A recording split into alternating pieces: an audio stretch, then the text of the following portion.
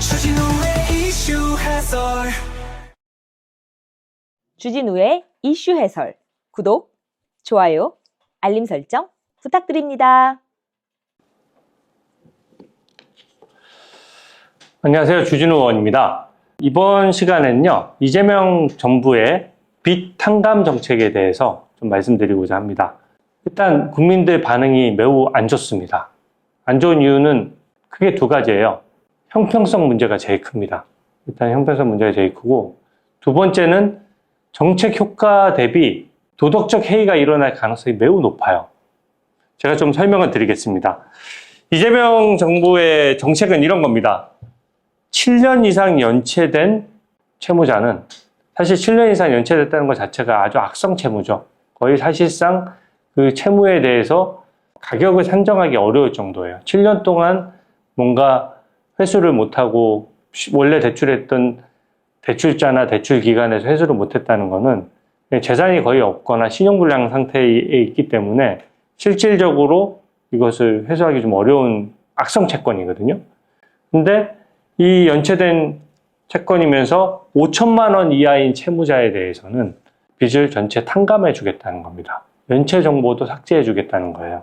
그래서 실제 대상자가 전액 탕감되는 사람이 56만 명, 또 부분 탕감되는 사람이 한 56만 명 정도 돼서 113만 명 정도가 혜택을 본다라고 합니다. 이렇게 말만 들으면 굉장히 서민을 살피는 것 같고 괜찮을 것 같아요. 내실을 들여놓고 보면 정책이 너무 급하게 발표되다 보니까 그 정책의 디테일도 없고 부작용도 엄청나게 많도록 설계가 되어 있습니다. 첫 번째는요, 7년 이상 연체된 채무를 하다 보니까 2018년 6월 이전에 연체되기 시작해서 아직 갚지 못하는 장기 연체에 대해서만 빚을 탕감해 주는 거예요. 내가 빚이 더 억울하게 혹은 정부 정책이 바뀌거나 경기가 안 좋아서 더 빚을 지고 더 어려운 사람도 2018년 7월 초에 빚을 지기 시작하고 더더군다나 연체되기 시작했다면, 연체된 거죠. 연체의 시점이 2018년 7월 이후면은 혜택을 못 받아요. 한 달 사이에 누구는 혜택 받고 누구는 혜택 받지 못하는 게 되는 겁니다. 그러면 연체라고 하는 거는 무슨 정부의 어떤 정책 발표나 이런 확정적인 이벤트가 아니에요. 내가 예를 들어서 정부가 대출 관련해서 어떤 정책을 발표했던 그 시점을 기준으로 그때 그 정책이 무슨 문제가 있었으니까 그 정책 발표된 이웃 사람은 구제를 하겠다든지 이런 식으로 설계가 돼야 되는데, 개별적으로 자기가 연체된 시점을 기준으로 어떤 때는 2018년 6월 이전에 연체를 시작했으면 이제 구제가 되고 그 이후에 연체가 시작됐으면 구제가 안 되는 거죠. 연체를 더 오래 한 사람이, 더 빚을 오랫동안 그냥 배째를 안 갚은 사람이 혜택을 보는 구조라는 지적이 나오는 이유입니다. 물론 오래 장기 연체를 받았던 분들은 다 나 배째 이렇게 하진 않았을 거예요. 분명 생활에 어려움도 있었겠지만, 그렇다고 하더라도 꾸역꾸역 갚기 위해서 가족들도 희생하고 야근도 하고 아르바이트도 하고 그런 식으로 해서 꾸역꾸역 열심히 갚았던 분들도 계시기 때문에 그 분은 오랫동안 버티다 못해서 비교적 2018년 6월 이후로 연체가 시작됐는데, 그 사람들은 대상 아니니까 빚 탕감 안 해줘 이렇게 되는 거죠. 형평성에 엄청나게 어긋나는 경우입니다. 두 번째는요, 빚을 전체 탕감하는 사람은 연체 정보도 삭제해 준대요. 사회 복귀를 위한 거 좋습니다. 그러면 부분 탕감된 사람은요? 그러니까 빚을 갚기 위해서 열심히 노력해왔고 하다 지금도 일부 연체 이력은 남았지만 억지로 갚아오는 분들이 있거든요. 힘들게. 그런 분들은 또 연체 정보가 삭제되질 않아요. 그럼 그 두 사람들 사이에 형평은 어떻게 할 거냐, 이런 문제가 생기고요. 또 이제 이런 문제가 또 있습니다. 최초로 업종 제한에 안 뒀어요. 그러니까 우리가 빚을 지게 되는 경우는 정말 많은 경우가 있잖아요. 그러니까 자영업을 열심히 하다가 정부 정책이나 경기가 너무 안 좋아서 어쩔 수 없이 코로나 사태 때문에 참 힘들어진 경우에는 저는 정부의 정책금융으로서 충분히 두텁게 보장을 해야 된다고 생각합니다. 근데 그게 아니라 도박업종을 운영하거나 사행성 사업을 하거나 아니면 전문직인데 무리하게 뭔가 확장을 하려다가 실패를 하거나 그런 채무까지 국민 세금으로 우리가 다 보장해 줘야 되나요? 그러니까 업종에 제한이 없다는 게 굉장히 커요. 그래서 금융당국 관계자들한테 이제 기자분들이 물어본 겁니다. 왜 업종 제한을 두지 않느냐? 업종 제한을 두려고 하면 사실상 품이 많이 들어요. 그러니까 전산에도 다 입력도 해야 되고 전산 입력된 거 가지고 업종이 입력돼 있으면 그 업종을 다 분류해가지고 소위 말하는 국민의 공감을 살 수 없는 업종들은 다 제외를 해야 되는데 그러려면 시간이 오래 걸리니 어쩔 수 없지 않느냐 이건데 저는 이번 정부의 가장 문제점이 뭐냐면 너무 정책이 급속도로 머릿속에 있는 정책이 검증되지 않는 상태에서 막 나온다는 게 문제입니다. 이런 것도 굉장히 중요한 쟁점이어서 세밀하게 따져봐야 되고 이게 빚을 한번 탕감하게 되면요.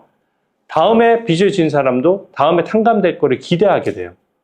빚을 성실히 갚던 사람도 갚기 싫어지는 거고 또 연체한 사람은 아 그래 언젠간 또 나도 형평성 때문에 버티면은 해주겠지 라는 생각을 할 수 있는 거예요. 그러니까 도덕적 해이가 생기는 거거든요. 근데 그게 정확하게 설계되지 않으면 그 도덕적 해이는 커질 수밖에 없는 거죠.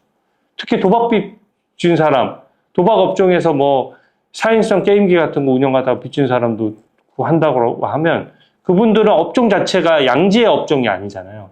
어차피 정식으로 신용불량 상태에서 벗어난다고 해도 자기 이름 걸고 하는 사람 없거든요.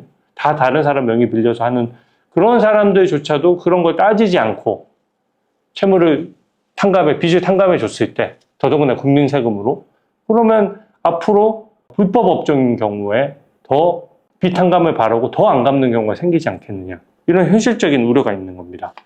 그러니까 이것을 제대로 하려고 그러면 아 이제 정부 바뀌었으니까 짠 우리 잘하지 라고 해서 막 할 게 아니라 제대로 설계해서 제대로 해야 돼요. 이번에 부동산 대책 제가 지적을 했지만 부동산 대책도 갑자기 오늘 발표해서 내일 시행한다라고 하니까 지금 난리가 나고 실제 실수요자들까지 엄청나게 고통받잖아요. 이것도 마찬가지입니다.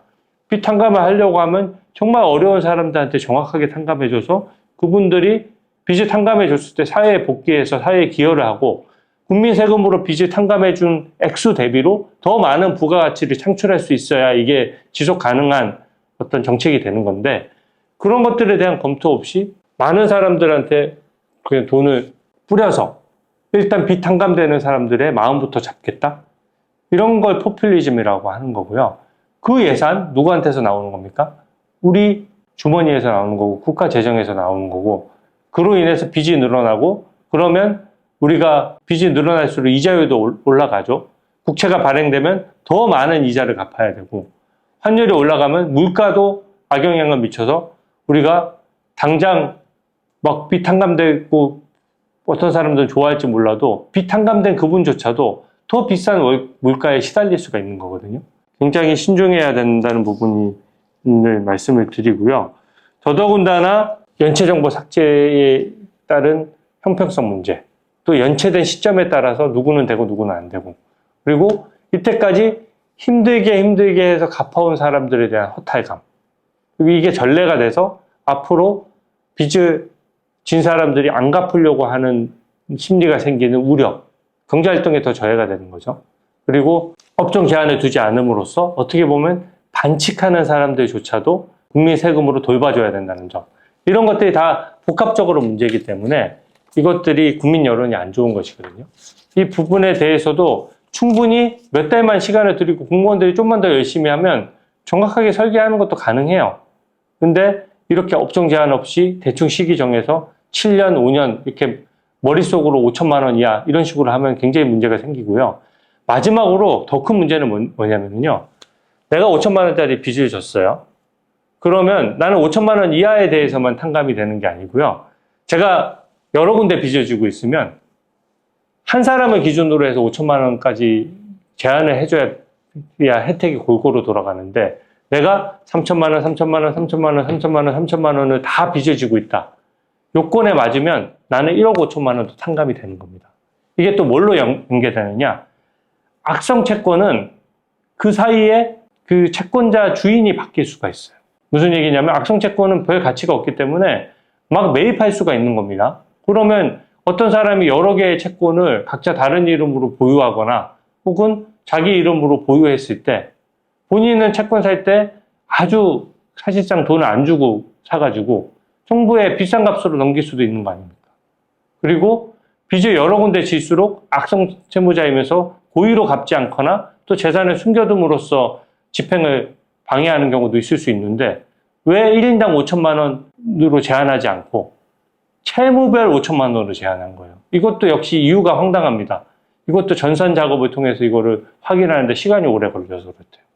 오래 걸려도 하십시오. 그거를 해서 정확하게 모든 국민들이 국민 세금을 쓸 때는 정확하게 형평성 맞게 문제점 없게 집행이 돼야 되는 것이지 내가 몇 달 더 시간 걸리니까 당장 오늘 하기 위해서 빚탕감 정책을 왜 이번 주에 해야 되고 왜 이번 달에 해야 됩니까?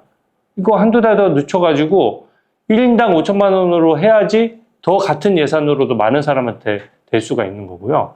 이게 이론적으로 따지면 내가 악성 채권들을 한 20개, 30개 가지고 있잖아요. 그러면 3천만 원, 4천만 원짜리 채권을 10개 가지고 있으면 나는 4억 원도 탕감받을 수 있는 겁니다. 그 채권을 국가가 사주겠다는 거 아닙니까? 악성 채권을. 그러니까 이런 것들에 대해서 부작용을 막을 수 있는 대책을 정확히 마련하시기 바랍니다. 오늘 해설은 이것으로 마치겠습니다. 감사합니다. 주진우의 이슈 해설